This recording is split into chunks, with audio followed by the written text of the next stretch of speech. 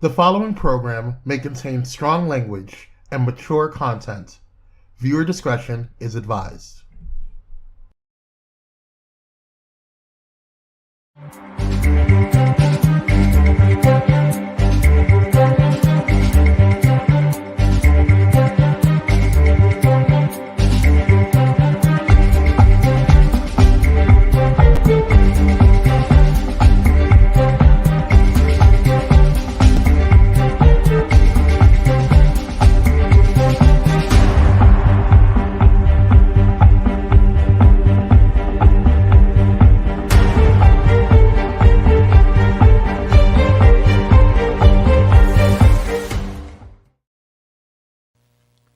Hey, I'm Donta.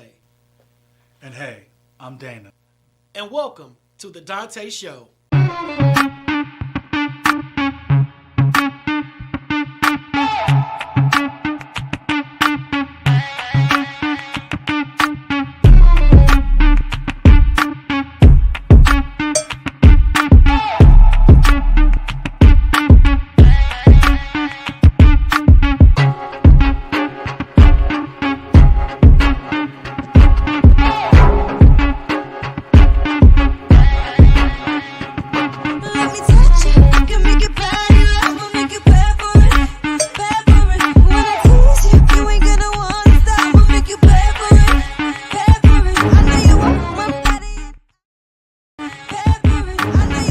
What's up, Village? It's your boy Kwame, the man with the plan behind the stands.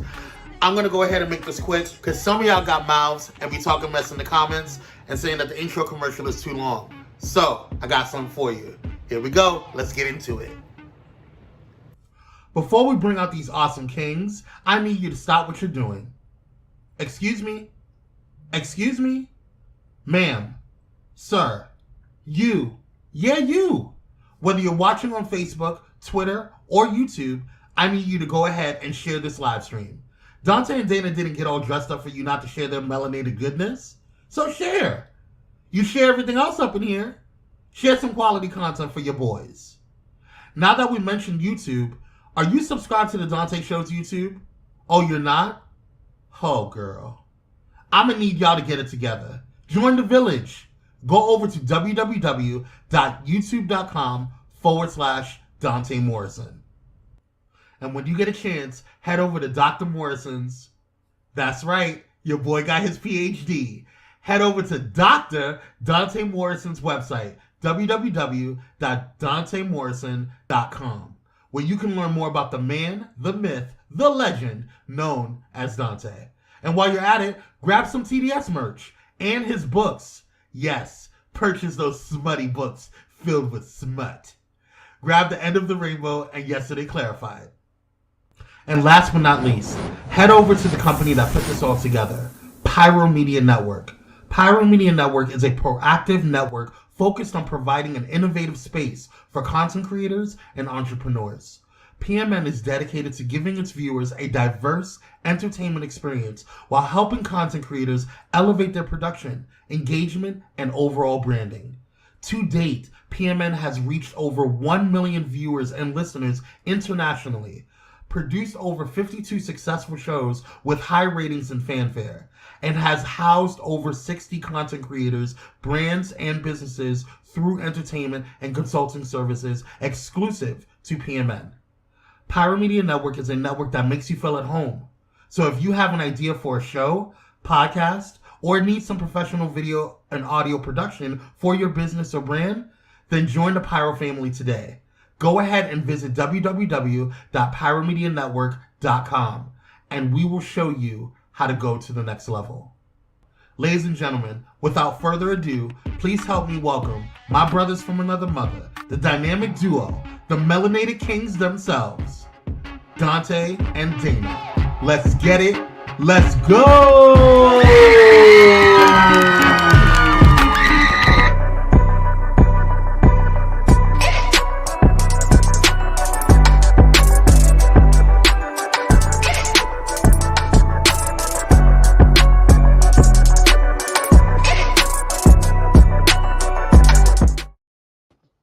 What it do, family? What it do? What it do? Happy Taco Tuesday. It is time for another round of the Dante Show with your boy, Dante Morrison. Tonight's going to be a phenomenal conversation. We're going to dig deep into a very sensitive situation that always ruffles feathers, but I am so excited about it. So, do me a favor. Start sharing. Start sharing out. Invite your friends, family, cousins, loved ones. Have them get into this show and have them join this conversation because it might change your life. It might change their life. It might save a life. I don't know what it's going to do, but get them up in here. So I'm going to ask you right now, take the time, just a second.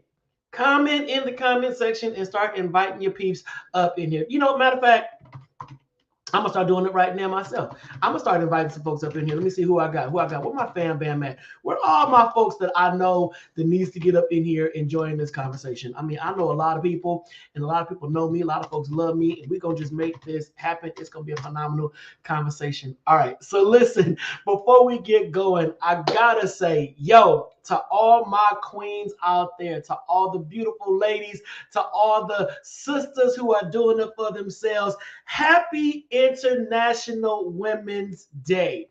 Happy International Women's Day. And I hope that today you got celebrated, you got draped with love, you got appreciated, you got honored, you got recognized, you got all the stuff that belongs to you that rightfully deserves you. All right, or the rightfully you deserve. I hope that you were just applauded when you walked into spaces. And also on top of that, I hope that you queens out there celebrated each other, because we always see, thanks to reality TV, women going back and forth, just rah, all that kind of stuff. I hope that on today you celebrated each other. So if you are a queen, I hope that you just looked at another queen and said, sis, show your crown. Show your crown, hold your head high, and let's make this happen. All right. So I hope that, like I said, everybody is in a good place on tonight, that you are just doing what needs to be done to just make sure your zhuzh is fine. All right. As you know, like we always talk about, there's a lot of stuff going on in the world. I'm not going to be a Debbie Downer or a Dante Downer on tonight, but we got to keep our spirits lifted. We got to do what we got to do to make sure that we stay in a peaceful state of mind. I know that we're in the midst of a pandemic. We still got a lot of civil and social unrest. We still got a lot of criminalization of Black men, Black people. We got a lot of police mistrust, and we got a potential war going on. And on top of that, gas is doggone near $7 a gallon here in Los Angeles. So we have a lot of reasons to be frustrated, angry, over it, and ready to throw in the towel. But I'm going to ask you right now, find the light, find something positive, find something to grab onto that's going to make you smile. Because at the end of the day, we got one life to live, and I don't want any of us to go through this life and we're just drained, wore out, and like, oh my God, I can't take anymore. Find that one thing, that one person, that one situation, that one place that makes you smile and just allows you to release, relax, and refresh. Find that one thing and then challenge yourself to just do what needs to be done to stay in your happy space. I know it can be difficult at times. I know it can be hard. I know it can just be overwhelming, but you got to find that one thing that's going to bring some joy to your face. And if you are watching right now, I'm going to challenge you. Put in the comment section, and don't put nothing risky or nasty. Put in the comment section what brings you joy, what brings you happiness, because that could inspire someone else to seek out that same form of zen. Is it music? Is it movies? Is it a good book? Is it your solitude? Is it a walk down the street? Just taking a nice little walk. What brings you happiness? Like I said, there is so much going on in the world right now that makes us want to just get in the bed and pull the covers over our head and just say, F it, I'm done. But what brings you happiness? What brings that smile to your face? What pushes you to keep going? What is that motivation in your life that makes you say, you know what? I ain't giving up today. I'm going to keep going. I'm going to keep inspiring. I'm going to keep motivating, and I'm going to keep encouraging others to do better. What is that one thing? Hey, Pam, I see you. I see you. I see you. I see you. Pam, I'm asking folks right now, in the midst of all that's going on, What are those things? What is that thing that keeps you motivated? Pam says, my son and grandsons. Yo, I love it. I love that. My sons and my grandsons. And just those two things are, I don't know how many grandsons you have, Pam, but just that right there is enough for you to get out the bed, make that bed, take a shower, and say, you know what? Today's a new day, and whatever it's going to be, it's going to be. But I'm not giving up. I'm not throwing in the towel. I am still here. All right. And I know that it is sometimes very difficult, very challenging to do, but you have the power and you have the control to do that. All right. It was something I shared. I posted it today. Let me see if I can get it. Hold on one second, y'all. It was just something I put on my story because when I saw it, it's a great reminder. And it basically says, if I can get some service right now. Can't get no service right now, but you know what? It never fails whenever I try. Paul said, my brothers and my sisters, come on for sibling love. It's all about that sibling love. And everybody can't say that about their siblings. They be like, you know what? I'm over my siblings. I'm cool with my siblings. But to know that you got good siblings you can love on, Paul, that is a blessing. I posted today in my thread. Many great things can be done in a day if you don't always make that day tomorrow. All right. Again, many great things can be done in a day if you don't always make that day tomorrow. Basically, hey, Tai. Basically, what that is saying is that today is a day that you can just succeed in. And success comes in many forms. We reach for that brass ring, but sometimes we put our level of success just so high that we feel defeated at the end of the day. All right. But stop putting off. Stop putting off. Go for it. Today is a good day. Tomorrow's going to be a good day. The day after that is going to be a good day. Stop putting off and say, you know what? I'll get around to it tomorrow. Why? Live every day in the moment. Live it in the moment. You got to do that. Ty, I asked the question, in the midst of all this turmoil, in the midst of all this foolishness, in the midst of all that's going on in the world, what is that one thing that brings you a smile? What is that one thing that just motivates you to keep going? What is that one thing? Are those few things that there's like, you know what? Get out the bed and keep going.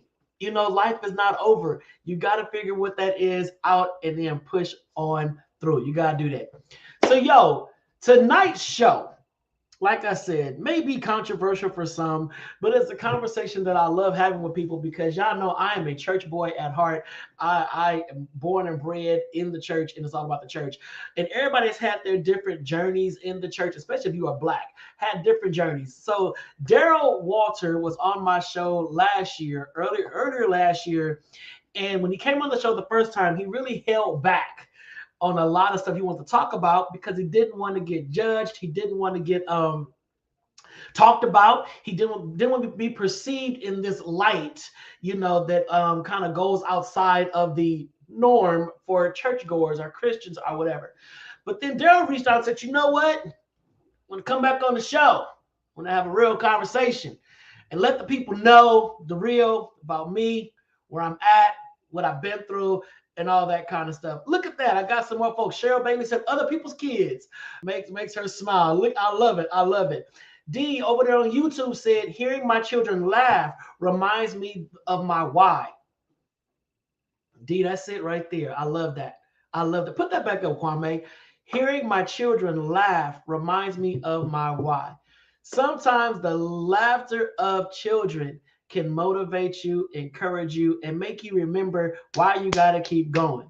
Hearing my children laugh. And I was talking to somebody today, actually.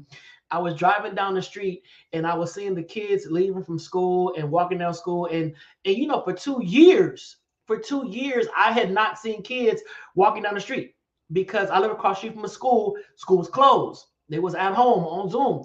I didn't hear the school bell ringing in the morning. I didn't hear the principal making that announcement in the morning, get to class, homeroom, yada, yada, yada. I didn't see the kids outside playing on the playground. I didn't hear the noise of kids. I didn't hear that. And I'm like, something is missing. It is too quiet. It is too something. What is it?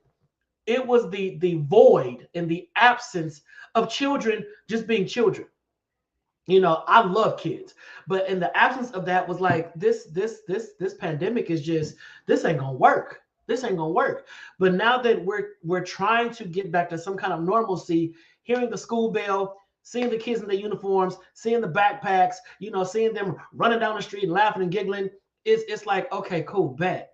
Because I always would tell people this: a church with no kids is a dead church. Period.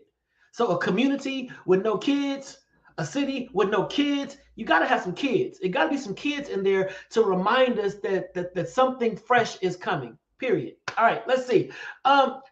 Amazing Grace CD or DVD. Listen, Thais, I watch the Amazing Grace special on Hulu all the time. I sit back and watch it like I ain't never seen it before.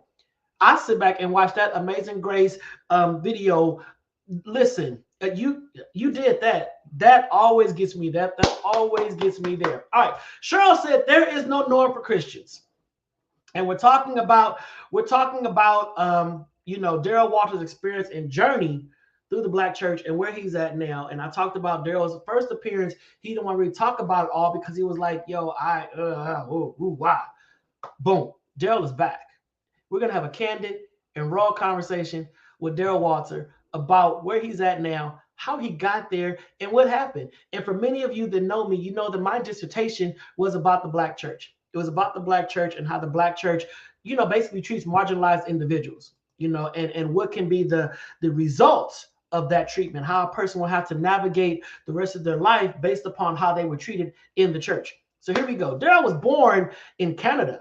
Okay, Black man from Canada, grew up in the Inland Empire, and then grew up in the Church of God in Christ. Say less. As a singer and performer, he has had the opportunity to do some great things in gospel and secular music. Daryl recently stepped down from ministry and has transitioned to living as an openly gay Black man. So basically what Daryl is saying is, I am now living in the truth of who I am after years of suppression due to the Black church. All right, but I'm gonna let Daryl tell his story in his own way. So, without further ado, Village, welcome back to the Donta Show for a different kind of conversation. My friend, my brother, Mr. Daryl Walter.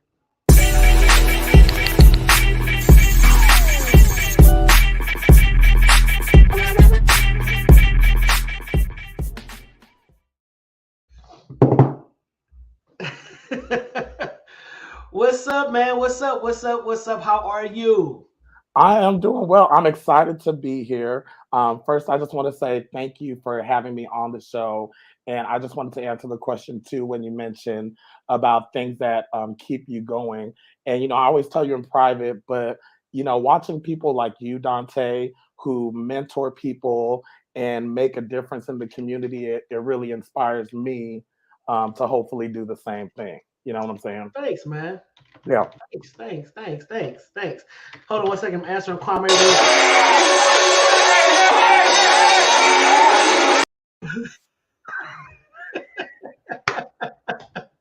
Thank you, Kwame, for I appreciate it.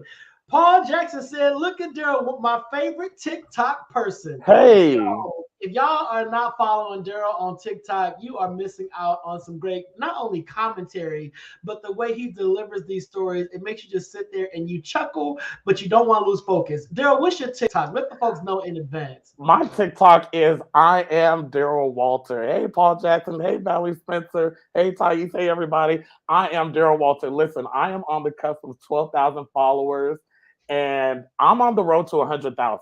That's where I'm at with it. I got like 200 followers on TikTok. I'm not a TikToker yet. I put stuff out there, but I haven't got into it. It's like you got to have like a degree in like videography to do TikTok. I just don't have the energy to be cutting and pasting, adding music and glitter and sparkles and fireworks.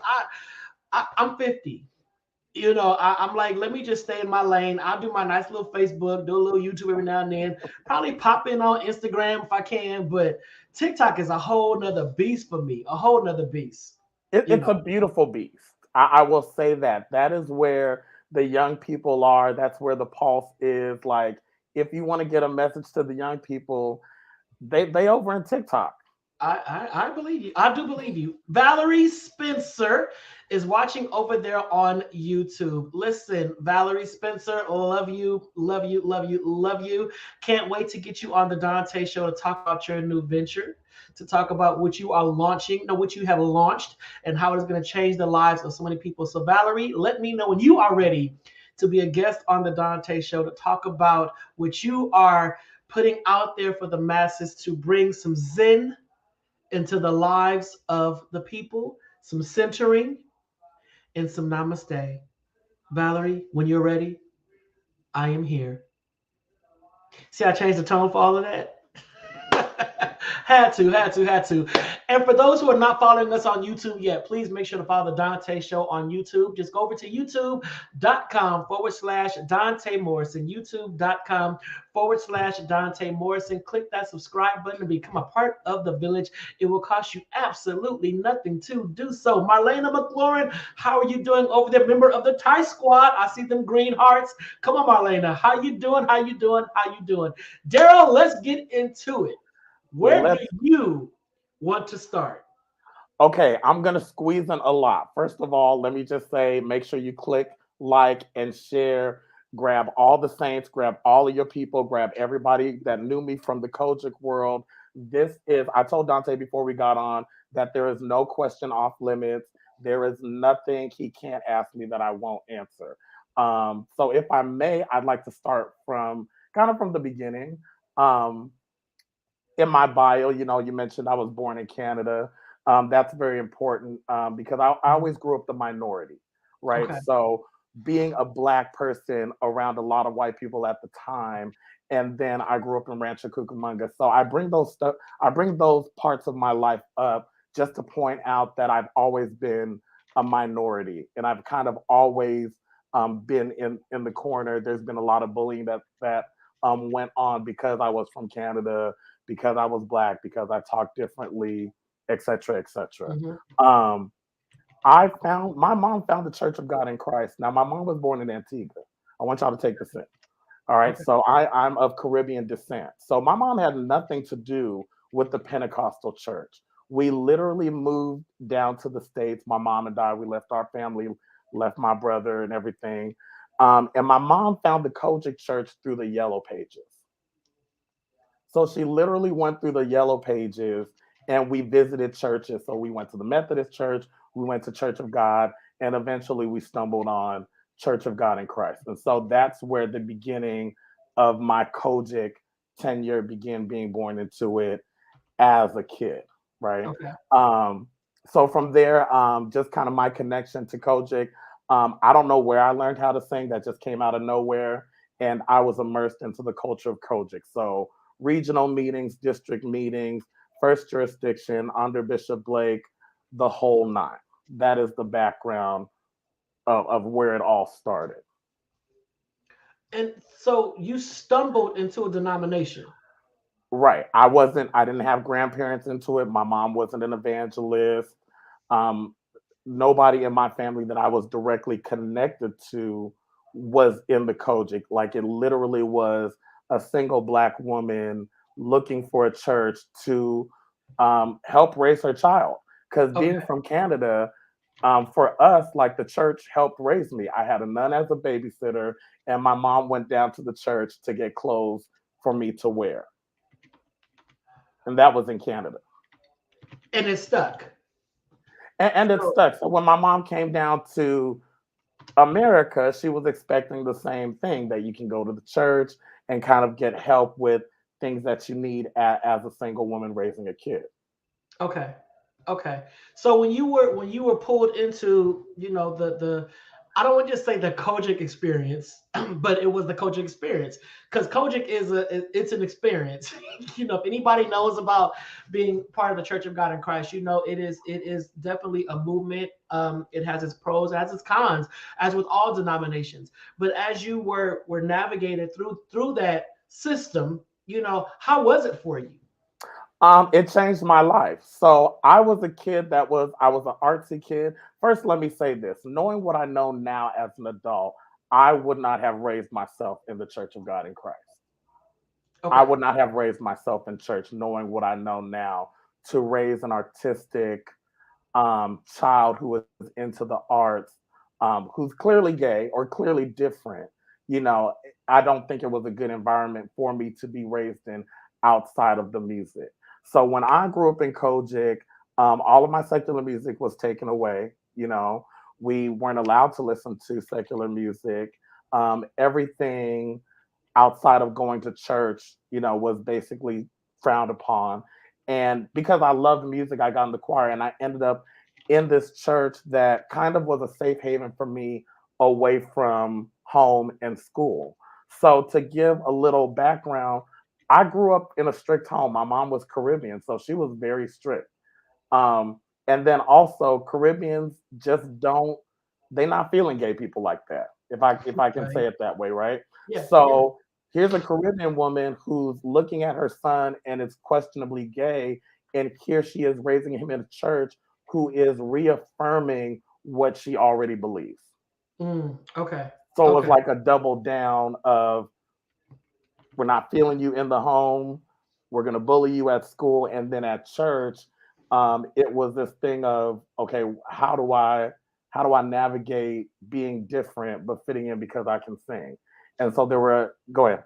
So I was just gonna say, so because I mean, because we're talking about just a specific denomination, I don't want anybody to get the assumption that we are sitting here bashing, Kojic, but this is Daryl's experience. I just want to put that out there to be clear, because some folks will say, well, Kojic, okay, hey, we're not bashing Kojic. This was Daryl's experience with Kojic.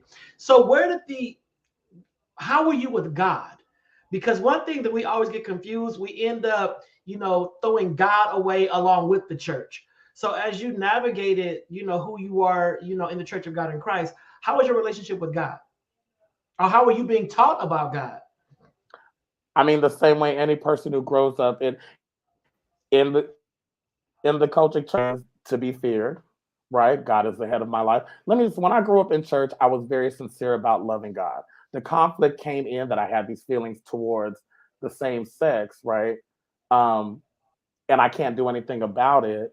But I love God so much that I'm willing to do anything, including suppress my feelings to please God, right? So anybody who's grown up in Pentecostal, and let me just say this also, um, nobody's bashing any church, but I think we're just having conversations about what actually happened. And I think when people say that somebody's bashing or someone's coming against, it does a disservice to the person's experience and in some way defends the church on another level. I agree. So, I mean, if somebody's offended or they feel like they're church bashing, tell your church to change. No. So I'm gonna let you keep going, but I can't wait till we get to the part to when you got here. Because the Daryl that is talking right now is not even the Daryl that was talking to me last year. You know, No. So do you you want know to what just fast forward to no, last year? we're not gonna fast forward. We got Okay. commercials. We got a lot of stuff on this show. We gotta do. We got commercials. I gotta plug my GoFundMe. It's a lot we gotta talk about. We ain't finna get to the end real quick. But Okay. Kyrie Sinaj is here. What's up, Kyrie? I love you, brother. So you are right, Daryl. You are right. We should never negate anyone's experience. So if you're telling me, yo, this is what happened to me as I was a part of this institution, and I come back and say, no, that couldn't have happened to you because no, that's belittling what you've been through. And that's saying that your truth is not valid enough for me to recognize and respect and honor. Mhm. So I want to apologize if I have done that to anybody, not just you, Daryl, but if I belittled their experience in the church, whether they're gay, straight, man, woman, child, whatever, if they've come to me and said, I'm not going to church because of this, and I've been like, well, the church doesn't, that's not fair. That's not fair. Now, I Mhm. could rightfully sit and say, well, tell me more, or how did you get there? Why did you get there? But to belittle it, that's an insult to you. So, at what point in your life, first of all, did you know you were gay when you were little? Let's just talk about that. Hindsight 2020, I did. Okay. I did. I didn't know what to call it. Um, and then on top of that, I was feminine acting, Okay. which there's a difference between sexuality and femininity and masculinity and how you act and all of that stuff. So I think Right. people were calling me gay before I even knew what it was or knew to even identify my sexuality. And I like how you preface that, because we will consider, just because a guy is soft, he must be gay, Hmm. you know, and that's not true. That's not true. And I think we also got to we got to redefine how we use the words feminine and masculine. Hmm. Because I think how we define people and how we label folks as being overly masculine, overly feminine, or not masculine enough, I think that instantly puts them in this box that is unfair.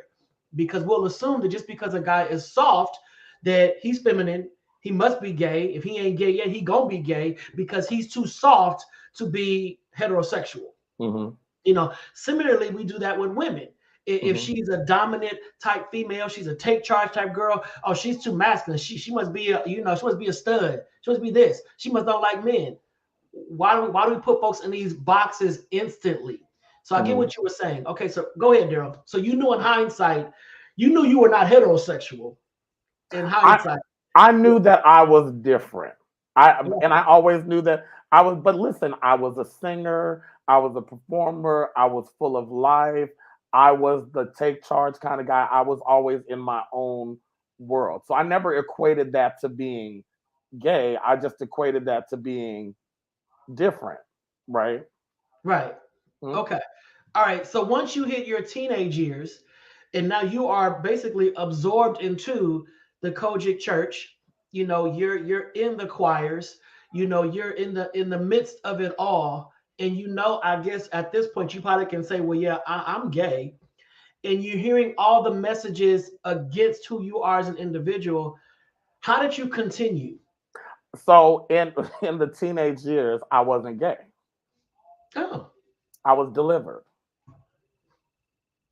Right, I was delivered, in the culture world. And for those of you listening who were born in the '90s and after, there was a period. I don't know if they still do it now, but there was a time in church before Andrew Caldwell coming up and saying that he was delivered, where people really went to the altar and they would be delivered from homosexuality, from drinking, just going to the altar, and growing up Kojic. I don't know if people know about people being purged, people rolling on the altar. Like it was warfare, as they call it. So I was delivered a couple of times, and I was probably, I'll say it now, I was probably a big asshole in high school.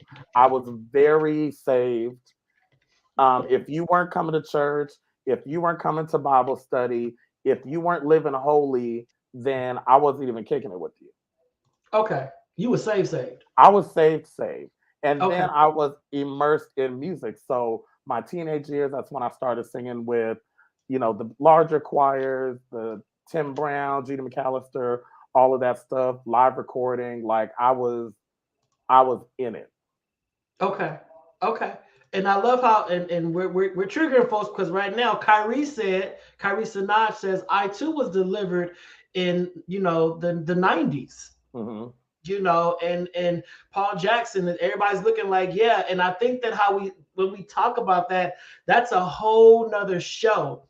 That's a whole nother show, talking about just your experience going in and out, and Lord, I can't, Lord, I am, I what's going on. I think that's a whole nother show, which would be a great panel discussion to have with people like you and Kyrie, and we got Frank Owens over there on YouTube to just talk about this and what it does to the psyche of a black man. Yeah. Yes, And a I'm couple of thinking times. because my research was on this. So what does it do to the mental health of these men that are told that you will only be validated in Christ if you are heterosexual? Hmm. Or you're only going to get into heaven if you are this, or you're only going to be approved by God if you're this. And I think that these kind of conversations, they need to be unpacked in a very healthy way and not so pointed, so we can come to some kind of understanding of how we exist together as a body of believers. So Daryl, you said that anything that resembled, or came close to that kind of behavior, you was like, no, because you're striving this way, you know. Yeah. So is it safe to assume that in the midst of your strive, there were some slip ups? Um, well, it depends on what age you were talking for. I was a virgin until I was 19, 20, until I graduated high school and I was an adult. So Okay. in high school, there were no slip ups. There were no, now there were times I will say this that my family tried to get me to sleep with women. Ooh, stop right there. Stop. Pause. Commercial time. Because that is a whole nother can of worms that we're going to open after this 60-second commercial break. So you stay right there. Your family tried to get you to sleep with women, and I guarantee you probably wasn't even married, huh? So, boom, we're back. Kwame, commercial. Let's go.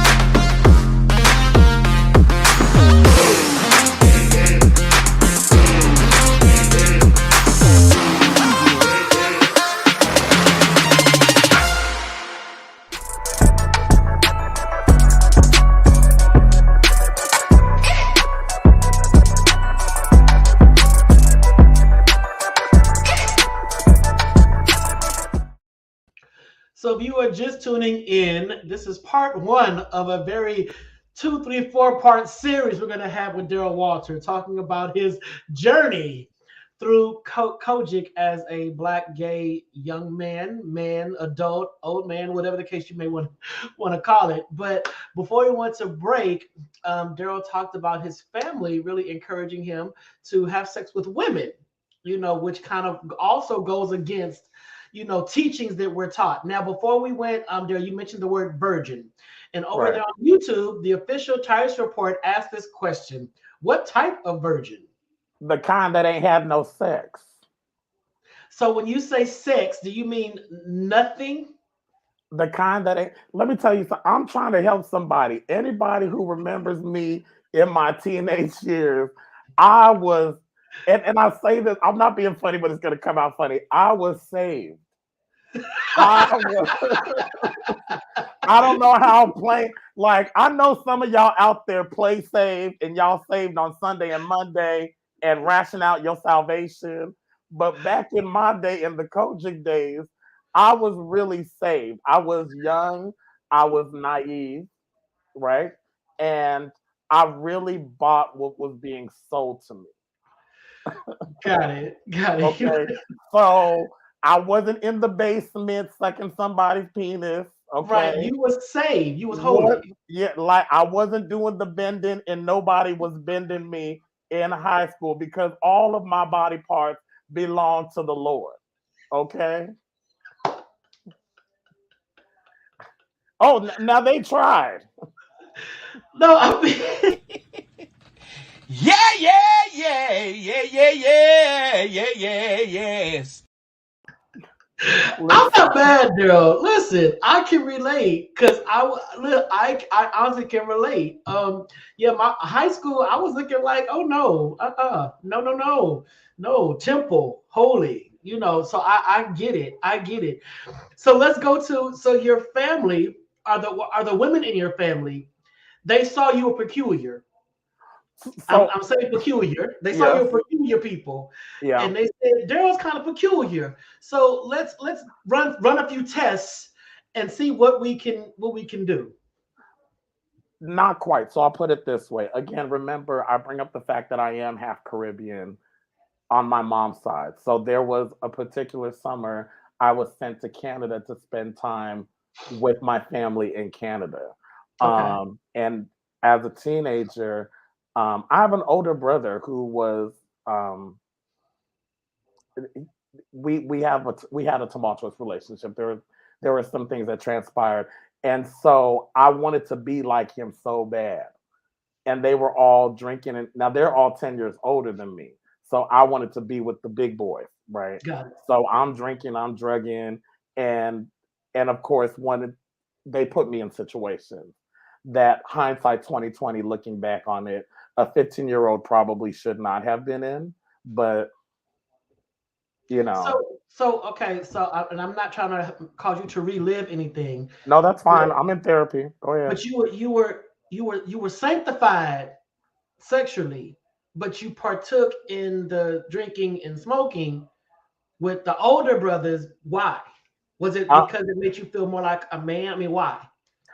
I just thought that's what I had to do. I wanted to be like them. And I thought, Okay. well, if that's what they're doing, that's what I'll do too. Interesting. But you did not sleep with women or girls or chase the girls at a young age. I did Even not. so, if they were doing that, like if they were doing that, I'm just trying to say what was the boundary? Like if they were chasing the women, smoking and drinking and all that, but you only smoked and drank, you weren't chasing the girls. Well, at that time, I will say this because I wanted to be like them and they were my family. I thought whatever they did, I had to do. And whatever Okay. they suggested to do or allowed me to do, it was okay because they were doing it. Got it. Got it. Right. Got it. Got it. Okay. Okay. Got it. Got it. Not a All right. healthy way of thinking, but you think if you have someone older that you trust, and it's like, well, if they're doing XYZ, and they're encouraging it, that's what I should be doing too. No, I get it. Trust me when I tell you I get it. Mhm. I get it. I get it. So let's fast forward to your adult years. You're no longer this child. Right, You no longer are being I don't want to say drugged to church, but you're not under your mother's roof. You can make right. your own decisions about religion and God and spirituality and denominations. When did you start feeling a shift in who you are? The first shift probably when I was in my 20s. And that was after leaving church and I had an altercation. Fun story, I'll share it on TikTok. But basically, a lady on church basically said she didn't want faggots around her kids. And I happened to be teaching the children's church. But that moment and her saying, I don't want any, can I say that? I don't know if I You can say already that. said it. I already said it. Um, Now, did she know you were peculiar? Everybody knew that or I was always talked about in that way, right? That's so sad. Um, That's so irritating because you it were is. first of all, any adult that talks about a kid to me is a punk. If you're an adult and you're talking about a kid for whatever reason, if the kid is peculiar, if the kid don't have decent clothes, if the kid smells, if the kid whatever, any adult that is doing that, to me, you're a different kind of person. But for an adult to bash any kid, especially a young gay boy, and to call him fag, punk, sissy, all that kind of stuff, you a whole different breed. But it happens all the time in the church by church folks.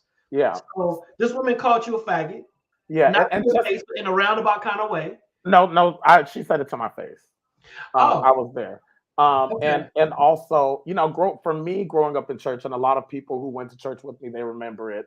Um, because I was a singer, because I was so different, because I felt like I was under a microscope growing up in Kojic, I was always don't hold your hand like this, don't stand like that, don't walk like this, don't sing like this. You should be in the tenors. Like my whole life was managed by the saints of how I should act, how I should be, where I should go, what I should say. Don't walk like that.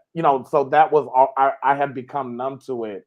and used to it. And then going into entertainment for a little bit, that was always don't walk like that. You sound good, but when you do this, it looks too obvious. Or when you said don't say that. So when the lady said I don't want any faggots around her kids, it was kind of like it was the straw that broke the camel's back. Yeah. And what And happened after she got up off the ground? What happened? oh, okay. So you're gonna love this. So my mom, again, Caribbean. I'm half Caribbean, and Caribbean women just don't play. So my mom went back, and there was a whole fight on the church. I'll tell it all on TikTok. But there was a whole fight. My mom, myself, her husband, all on the church parking lot. And I remember the pastor pulled us all away, and he pulled me into his office. And I'll never forget. He said, "You have to understand that those people are not saved."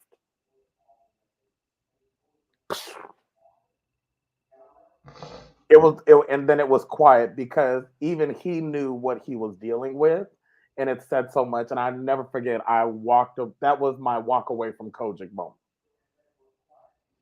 Got it. That Mhm. wow. Okay. And then what transpired? What changed about your relation? Did anything change about your relationship with God as a result of the church and how the church responded to you and who you are? Yes, and it changed. I just hated myself. That was the beginning of Wild Daryl, drinking, drugging, sex, and really what I look back on it now, just basically trying to cope with this pain. Because when you grow up in church, and anybody who's grown up in church in a way, that is half of your life, that's half of your identity. And you Mhm. spend so much time trying to please God to make sure that you don't go to hell, that when all of that is ripped from under you, it's like, well, who am I? What do I do? What do I identify with? And also to add on to it, when you leave the church, it's not overly spoken, but you are cut off from the church. They cut you off. You're not invited to the picnics anymore. You're not invited to the functions. They don't, and they won't say anything, but they treat you differently. Mhm. Mhm. Mhm. Real Yeah. talk. And Sharitha just posted some church hurt is the absolute worst. And I've shared this before. I was in conversations with someone that I admire in ministry, and they literally told me that church hurt doesn't exist. And I kind of, like what? And they said, yeah, that's just something that people make up because they don't want to be accountable for their lives and what they're dealing with. And I'm like, go on, keep talking, expound upon this.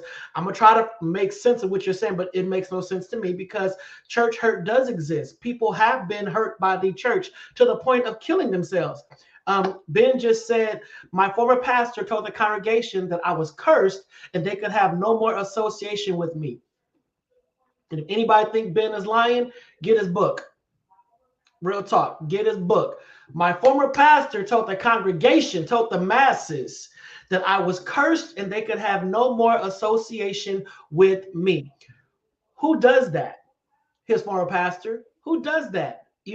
Who calls somebody, I don't want faggots teaching my kids? Well, who do you want teaching your kids? Pedophiles, child molesters? Let me know. Who do you want teaching your kids? Sharitha, church hurt is the absolute worst. And only someone that has been hurt by the church could type it in all caps the way Sharitha did. So I think that we have to finally come to a place where I love this conversation. I love having people like you on my show, like Ben on my show, brothers that have been through it. I wrote a dissertation about it to just really pull the cover back and say, yo, we not bashing the church, but we need to let y'all know that there needs to be a change. There needs to be a shift. Needs to be a shift. Kyrie just said that's cultish. You can't dictate who you can associate with whom. Exactly. That's cultish. So because the pastor told me I can't talk to Daryl, I'm not going to talk to Daryl because the pastor said it. What did God say? So if God is the author, if God is the head, if God didn't tell me to disconnect and disassociate, why am I? What's going on? What's going on? And I think we have to really have these conversations. Yes, Thais, church hurt is real. All caps. All caps. Church hurt is real. And Mhm. I guarantee you, if everybody that's been hurt by the church would eloquently tell their story in a manner that folks could not refute it, because we have a habit, we have not we I'm just speaking, trying to put this in the right way. Yes, walk away from that which hurts you. Yes, we do that. But then I think about the people that are still stuck there. Mhm. They're there, and they're like, I don't know where to go, I don't know what to do. I've never met anybody else that maybe experiencing what I'm experiencing, because we walk away and we stay silent. We got to start calling a thing.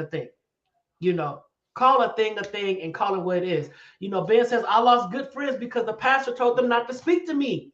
So probably not my real friends anyway. Right, Bill? Ben, they weren't your real friends, because if this pastor can come in and have that kind of influence, come on now. So Daryl, you grew up in church, in the choir, saved, sanctified, Holy Ghost filled, fire baptized, kept yourself all through your teenage burning years, kept yourself. And then once you realized that the church was not your friend, you got involved in activities that the teenage Daryl shunned, and looked at everybody else that did that, is like, no, you guys aren't gonna, no, that's not God, no. How did you feel once you started immersing yourself in those activities and those behaviors? What was your spirit like? Well, my spirit was trash. I didn't care. Okay, I really, after experiencing so much, really, Dante, there was a period through my 20s to 30. I did not think I was going to live past 30. So everything I did was so, I'm not going to be here anyway. So let's just drink until my liver goes under the table. Oh, you got some cocaine? Don't care.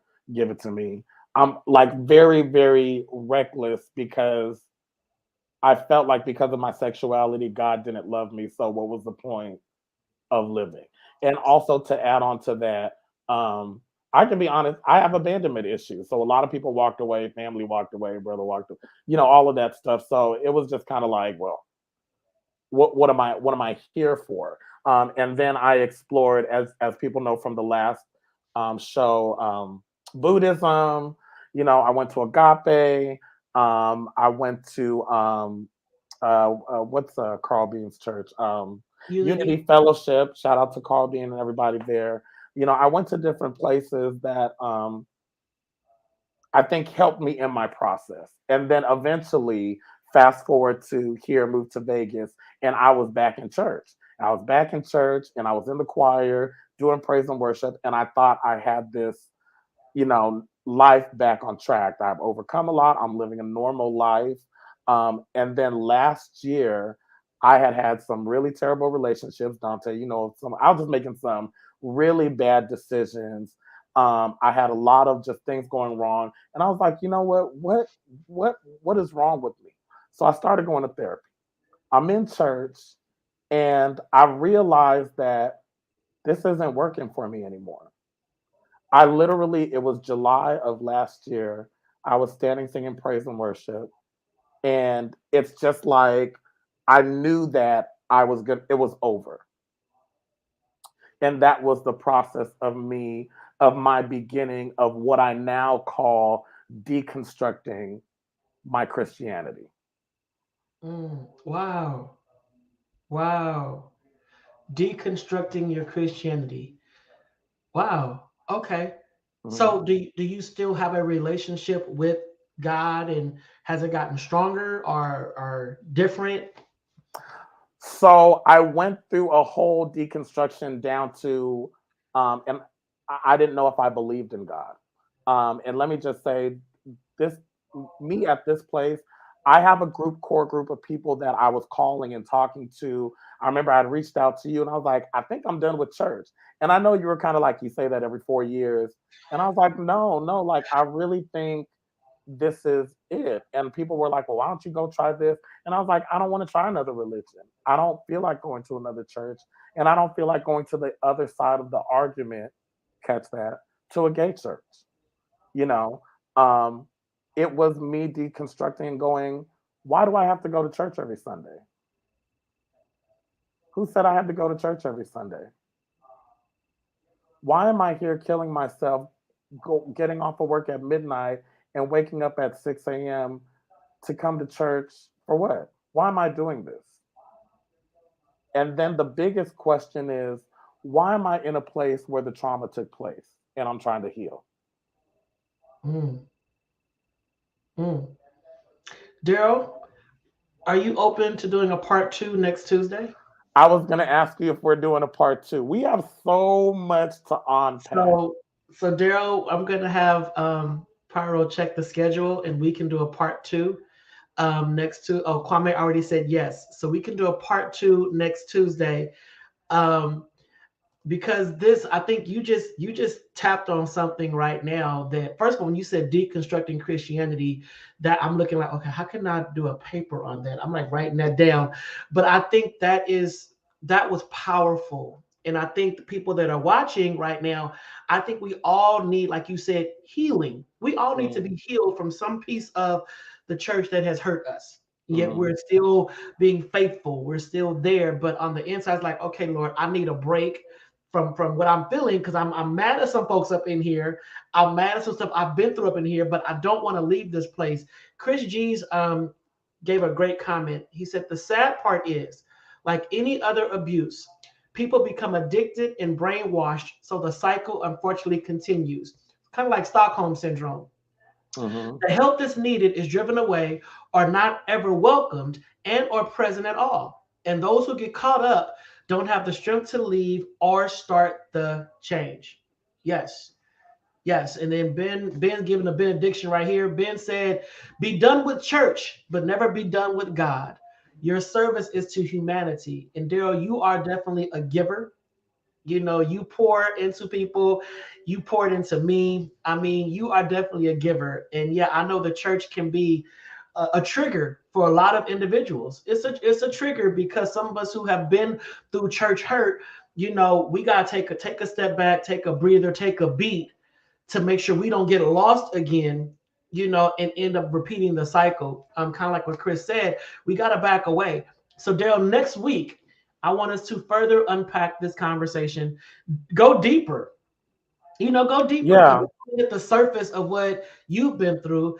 I've never shared what I've been through, but I think this is just the surface of this conversation. And I'm going to ask everyone to please tune in next Tuesday night, 8 p.m. Pacific Standard Time, for part 2 of this conversation, because it is necessary. It is definitely important. And I want it to continue. So Daryl, we got 2 minutes left. You know, go full screen, Daryl, and give us a prelude to what we're going to talk about next week. Absolutely. Listen, I want to say this first of all to those of you who are out there who are struggling. I don't know what to do. I'm stuck at this church. I'm stuck in this situation. You don't have to be there. You don't. This is going to sound controversial. I'm just going to say it. Somebody needs to hear it. You don't have to go to church. You don't have to go. If you were to stop going to church next Sunday, guess what? The world is not going to end. And I think what we're going to continue to talk about and continue to unpack for a lot of people, you need to get out of that abusive relationship and leave and heal yourself. And then you just dropped the mic and sat back. And for those who are watching, of course, you see Benjamin, Brother Ben Evans. You know, this is his book. I'm Black, I'm a minister, and I'm gay. It's a phenomenal read. And I've been on Ben's show. Ben has been on here. And Ben, your book is always right here. Boom, boom, boom, on my shelf. But yes. So get a copy of that book. It's on Amazon. You can just hit up Ben on Facebook and Instagram, and he will definitely get a copy signed, sealed, and delivered to you. So next week is part 2 of this conversation. Daryl said you don't have to go to church. Well, what if I say yes, you do? Yeah, you do. So next week it may be a debate. We don't know, because Daryl doesn't know how I feel about that. He know my answer, and that's called a cliffhanger. It's a cliffhanger. So we got a cliffhanger until next Tuesday night. So listen, on the thread, I shared my GoFundMe because I'm going to Africa in May. I'm going to Africa in May, and if anyone wants to just donate to the GoFundMe, we are raising money for desks and school supplies and hygiene products for kids in the city of Kumasi. So we're going to be in Kumasi doing some work with the kids in their school and all that kind of stuff. So the GoFundMe link was shared in the thread. I think Kwame can probably drop it in one more time before we log out.